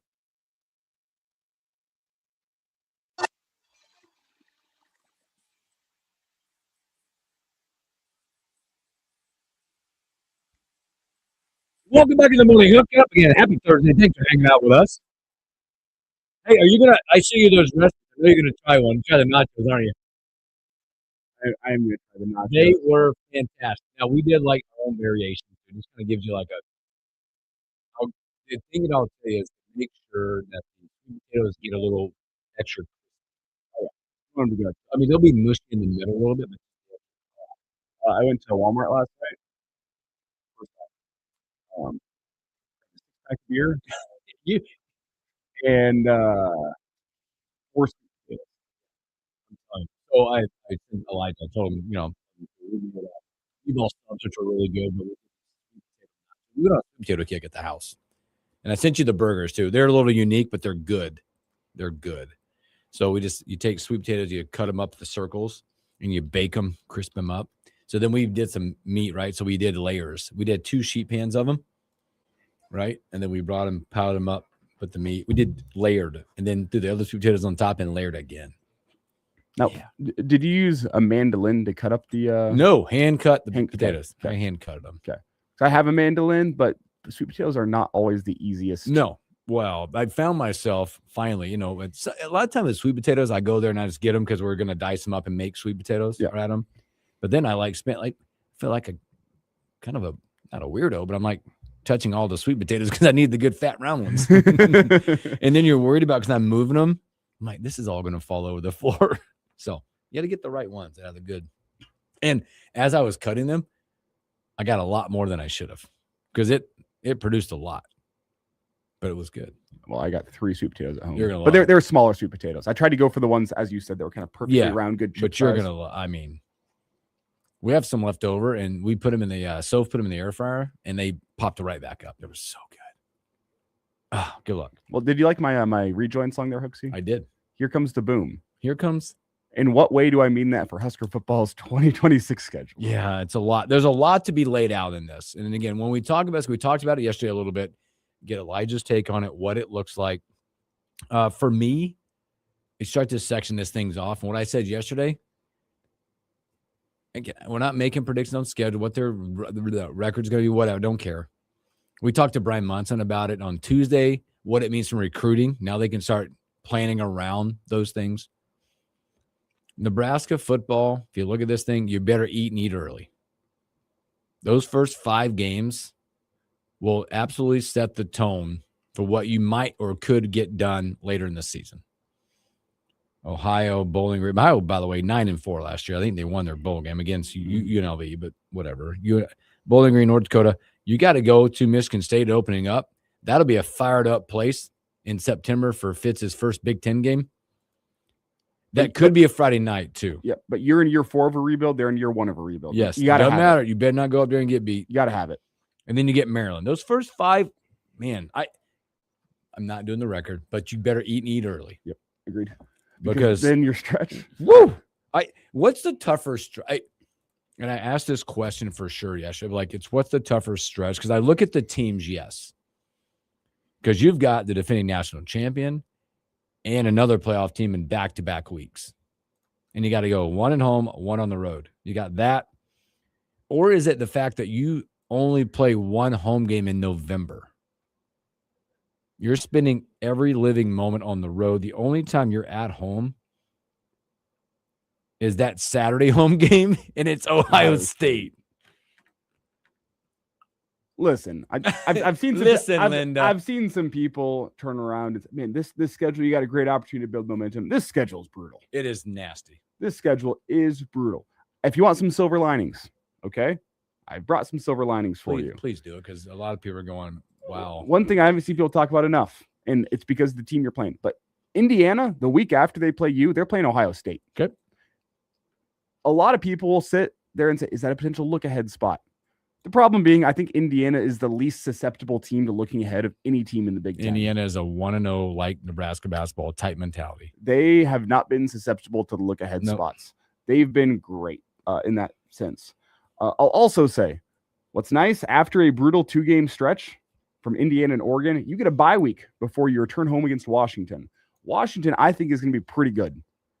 But you get a 1-week bye week reset to prepare for a team that I think is going to be very good in Washington. I think that sets up nicely for you. It does. Bye weeks always, because there's a real glaring chance that you're going to need that bye week after those 2 weeks, or actually just the first 6 weeks. You're going to need it. Yes, 100%. And then you laid out one of them too. You have a 5-game stretch to open the season to build some momentum. The tough parts is the 3-game stretch of Indiana, Oregon, Washington, brutal. Add to that you're going on the road to Champaign, which might be another candidate for a Friday night game. Yep. You think you get 2 or you get 1? No, you'll get 1. 2 just based on you have Iowa. You'll get 1. The 2 I'm circling as being, you laid out one with Michigan State. The other one I'd circle would be Illinois. Just because we've done that before there. I feel like Friday night in Champaign is just a classic at this point in time. I'll also say, I don't love Rutgers next season, and you get them before Ohio State, which is nice. That's not like a horrible road game before Ohio State comes to Lincoln. Mm-hmm. I don't love it. I'm trying to be positive here. I don't love it. I'll also say there's 2, I think, quality road opportunities for fans to travel to, and they come a month apart, which is also nice that you might be able to make it out to both. Yep. Oregon and Rutgers are 2, I think, good traveling opportunities. I've been to both. Rutgers is great because it's New York City. That's where you stayed. That's where we stayed in Manhattan. You can go see the city a little bit. Piscataway ain't much to talk about. No, Piscataway ain't much to talk about. And there's a chance that you can go out and see New York City and get to see a win. That would be cool, right? We did that last time we were there. That's why we went. Though New York City in November, kind of a little earlier in the season. I'd show you pictures. But we went down and did at that point, they got the Rockefeller Center ice skating going on. Good time. And Oregon in October. You get pretty good weather. Pacific Northwest. Yeah. Might be a little rainy, but it won't be brutal. We went out there the last time. And that was like a September game, right? Yeah, it was great. That was the slightly better time of year, but I'd rather see Oregon pre-November than post-November.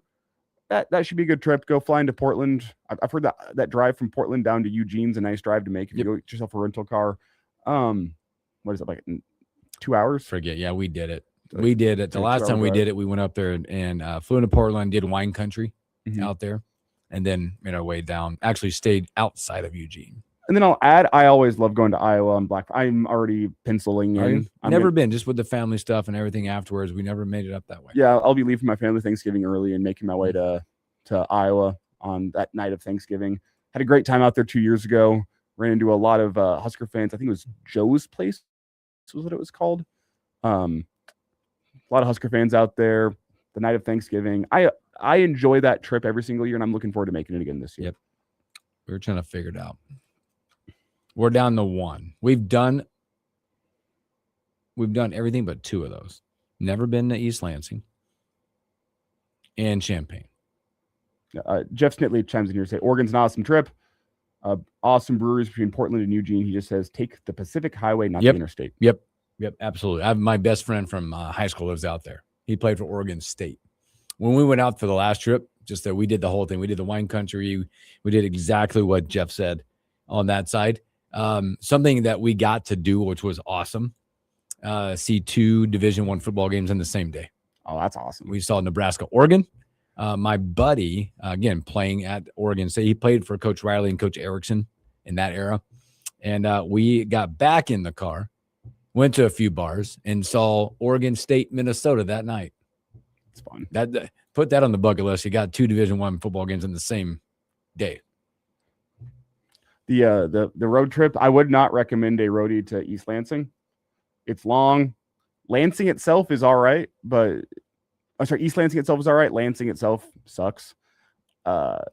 Lansing, if you're gonna stay in East Lansing. Yep. Don't stay in Lansing. We've learn from my mistakes. And the 10.5-hour roadie to get to East Lansing is not worth it for what East Lansing is and what their game day environment is. That's all you need to tell me. Their stadium's not great. Could be a win though. I'm glad I made the trip once. Husker fans like to make trips with wins. I'm glad I made the trip once to East Lansing. I wouldn't do it again. And we'll see. Illinois might be a play it by ear type one. We'll see how competitive that game looks. But Champaign, I haven't heard great things about Champaign. Interesting schedule. Eat early. Try to get some stacks and wins early in that schedule. Just on when you're looking at it on paper right now, because once you get past Maryland, it gets brutal. And the fact that I still go back to the fact that you spend most of November on the road. Mm-hmm. Tough sledding. I don't care where you're at. Going on the road. So I know we're not picking records here, and I'm 100% with you on that. Can you pick one game you're most excited for? Most excited, if I had to pick one. I mean, I gotta throw it out there. I mean, I think it's that October 10th game. Welcome the defending champion right to Memorial Stadium. Yeah, we'll see how I feel about that one come October 4th. Yeah, but you know what I'm saying? Just bring them right here. I also think bringing Washington to Lincoln could be a fun game, because the last time Washington was in Lincoln, I think it was Jake Locker, was it not? Yeah. I say if it's the following year, again, we're looking way ahead. But if we go to Washington in 27, I'm going to encourage everybody to go to that one. That was a fantastic road trip a few years back. But I think I think anytime you get a chance to welcome the defending champion to your house, why not? Listen, it's tough. That October slate's fun though. Oh, it's a lot of fun. Indiana, Oregon, Washington. That is a fun couple of games in October. It's brutal. It's brutally tough, but you're a Husker fan to have fun. Mm-hmm. And I'd like to think that those 3 games will be fun to have back to back to back. Well, how about on the flip side? What about the opportunity that's put before you for Nebraska football? It's tough, but let's just say if you get through the Eaton phase of 5-0, look at the opportunity that could be ahead of you. It's some momentum. Think about the opportunity that could be ahead of you. That's where you look at it, right? Respect all, fear none. Bring the champ to town. I think that's one. I think also I'd probably pencil in that Oregon game the next week would be a fun one, an interesting one. They're going to want to draw the storylines out there too, by the way. You know that. And I think that is a game that a lot of Husker fans are going to have circled to go out to. Yeah. A lot of Husker fans had fun the first time around out in Eugene. I think there's going to be a lot of Husker fans that circle that one as being a great opportunity to get out and catch a road game. Because it turned out to be a pretty darn good game. It didn't feel like it was going to be that way. So what's the most road trippable game? Is it on that schedule? Is it Illinois? Like in terms of not hopping in the plane, like just hopping in the. I know it's got to be either Illinois or East Lansing. Because Eugene is. You ain't driving that. That's 20-something hours. Yeah, 24 hours almost exactly. That's not drivable. Well, it is, but Iowa City. Iowa City's most road trip. Yeah. Outside of that, though, Champaign, or I don't know which one's closer. The beautiful thing with Iowa City is you don't have to take any days off work. Yeah, you can get up there early in the morning, or that night after, whatever. So that night after Thanksgiving I think that's the way to do it. Take the trip. But that's the most manageable. But other than that, it's probably, I don't know, it's Champaign or East Lanes. I don't know which one. They're probably about pretty close in drive. Champaign's probably a little more road trippable. I've done it to East Lansing. It's fine. It's doable. It's fine. It's fine. It's fine. How I did it last time was the game was fine. The game was I think it was an 11 a.m. kick. And once the game ended, I drove to Chicago and spent Saturday night in Chicago and then drove home Sunday from Chicago. That was the way to do it. There's not much to do in East Lansing. Heck yeah. A lot to do in Chicago. So there it is. It's out there. Start drawing your conclusions. Start making your road trips. All that stuff. Locally, media like us will start planning on who we're going with and when we're going, all that fun stuff. That's what I think the schedule's for at this point in late January. So, all right, let's take a break and come back and do some stories that we missed.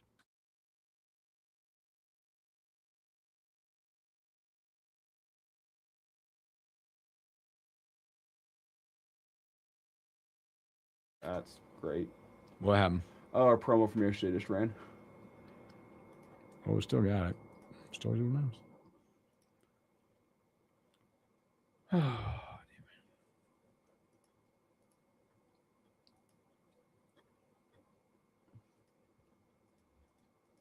Oh, boy. Ole Miss could be in more trouble. What an interesting. What are you guys up to tonight?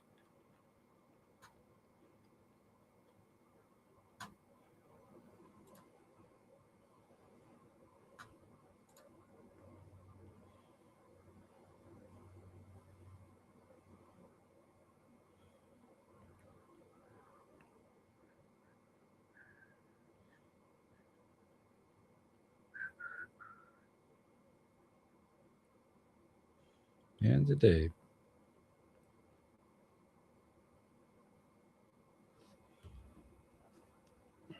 I got one at home under the weather. Yay. It's going around. Starting.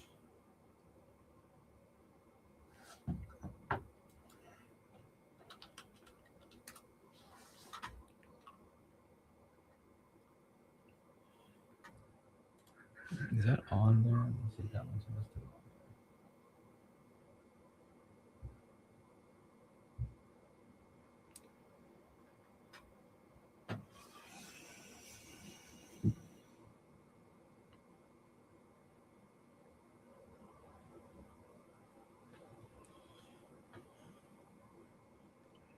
Oh, don't really. I want to read that one.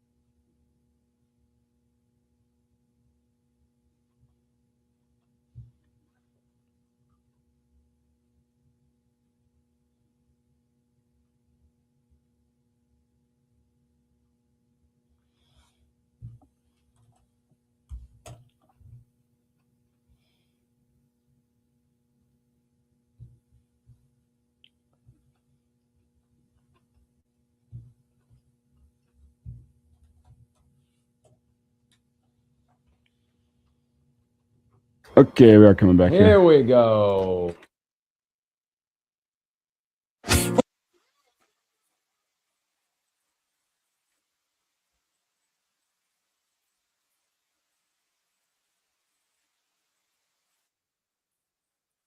Welcome back in the morning. I've got 2 moments left. Thanks for hanging out with us. A really cold, little weird day outside. Be careful out there. Love that song. Good song. Keeps you moving a little. Should we do it? Or is that The stories we missed. The morning hookup. I think this is really cool. Really cool story that just got announced for the Lincoln Salt Dogs. See this? No.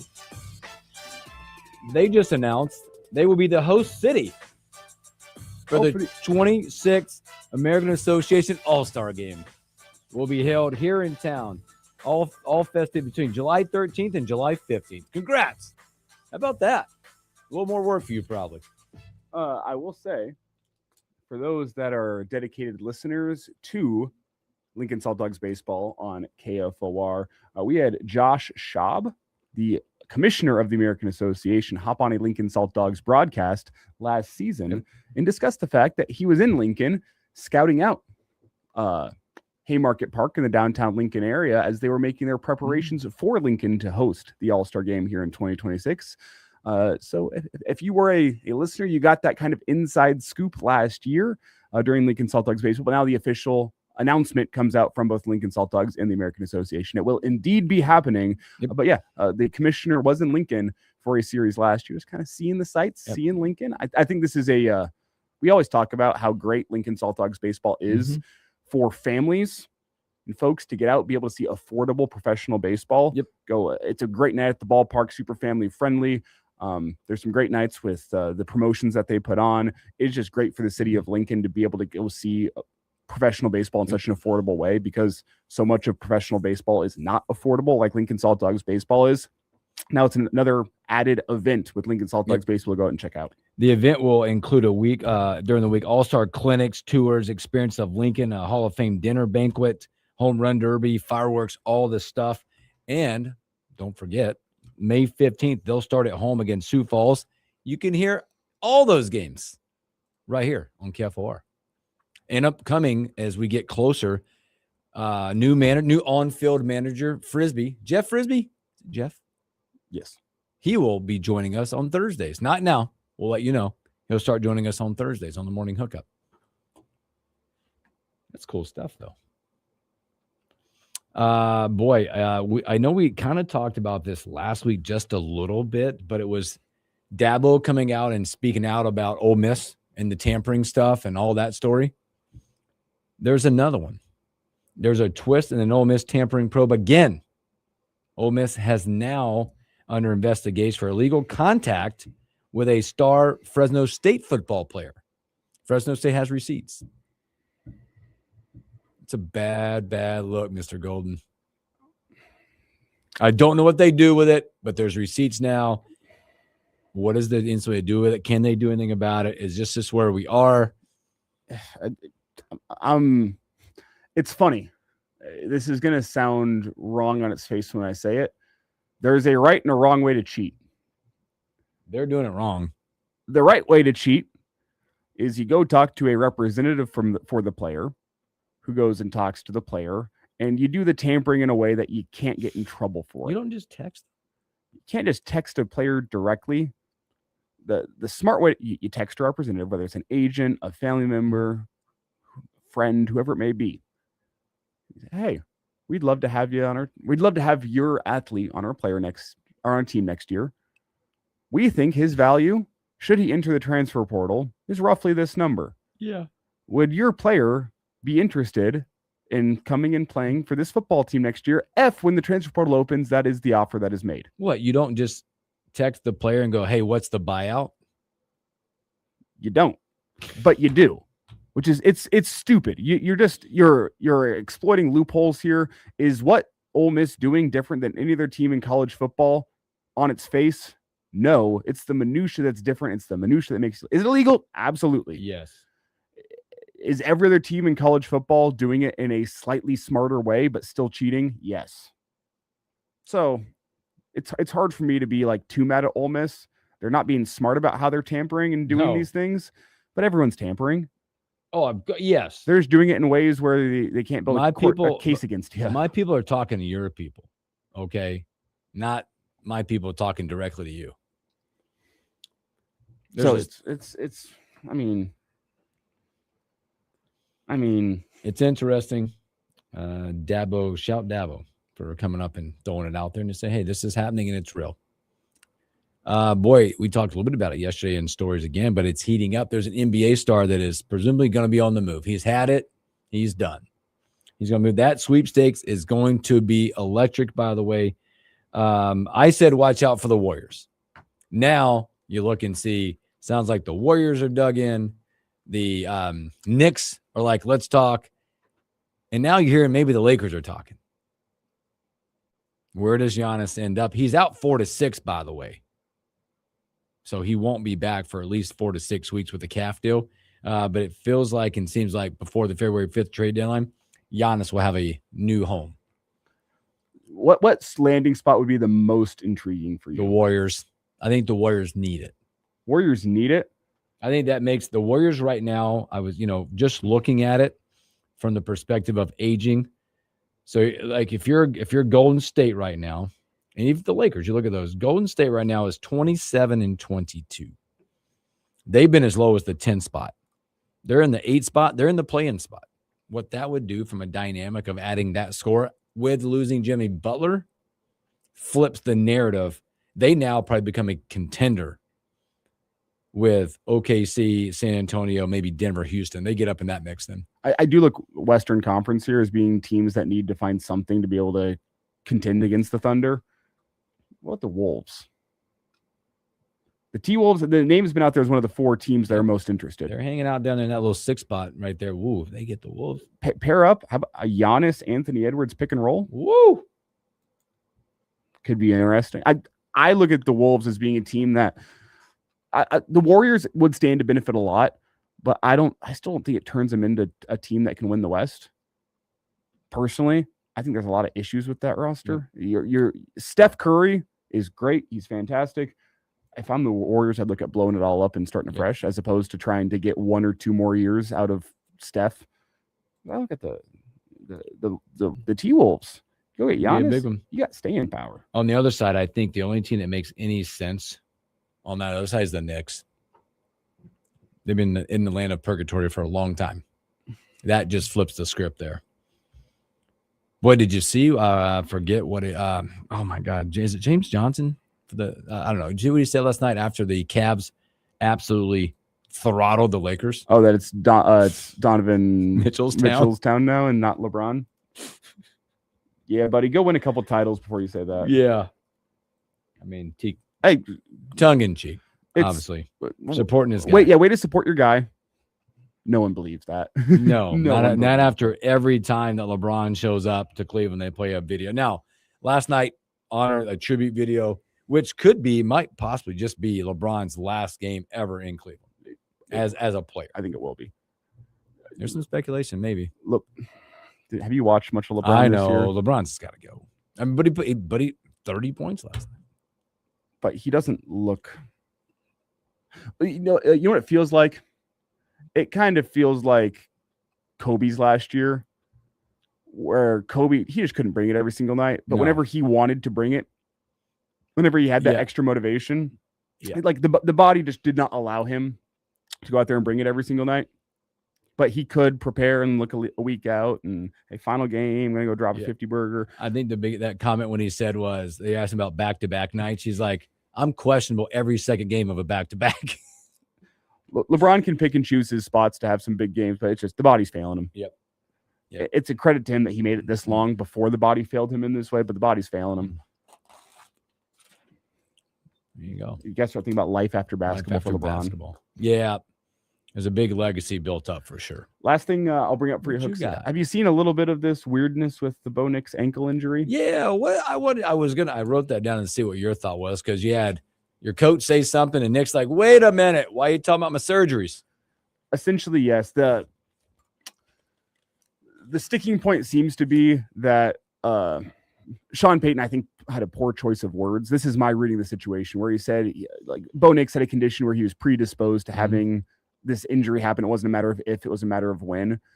And I think that led some folks out there to think, oh, Bo Nix has some sort of chronic ankle issue. That means this is going to keep on popping up. Where I think Bo was saying, no, it's not that. It's just that with how my ankle, how I was playing on it, I was playing through something that was, I'm not sure if it was stress fracture or something ligamentous, where at some point in time there was an issue with the ankle that was going to cause it to break that we weren't aware of.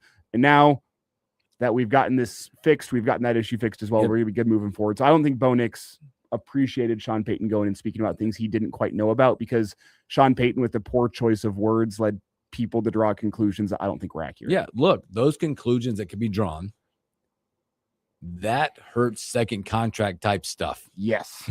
You're messing with my money. Yeah. Is what that ends up being. That's all. Let's put this to bed. It's not chronic. Hey, if you're listening, Denver, when we go to negotiate the next deal, I'm fine.